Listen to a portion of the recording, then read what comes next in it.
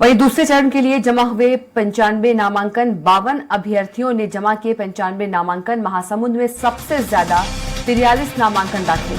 राजनांदगांव में जमा हुए कुल 32 नामांकन। कांकेर में 10 अभ्यर्थियों ने जमा किए 20 नामांकन। छत्तीसगढ़ की 3 लोकसभा सीट पर होगा दूसरे चरण का मतदान। 26 अप्रैल को होगा दूसरे चरण का मतदान।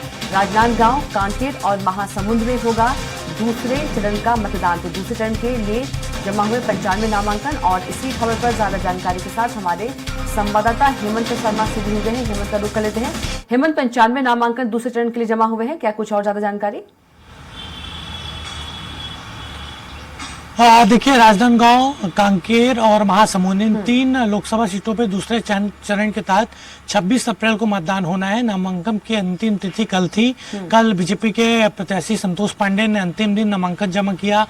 बीजेपी के तमाम नेता वहां मौजूद थे और अभी तक जो जानकारी आई है निर्वाचन की ओर से, उसके मुताबिक दूसरे चरण के चुनाव के लिए लगभग 95 नामांकन पत्र दाखिल हुए हैं, जमा हुए हैं। 3 लोकसभा क्षेत्रों का यह आंकड़ा है। 52 अभ्यर्थियों ने लगभग 95 नामांकन जमा किया है। महासमुंद में सबसे ज्यादा 43 नामांकन दाखिल हुए हैं। इसके अलावा राजनांदगांव में कुल 32 नामांकन दाखिल हुए हैं। इसके साथ साथ कांकेर में लगभग 10 अभ्यर्थियों ने 20 नामांकन जमा किए हैं।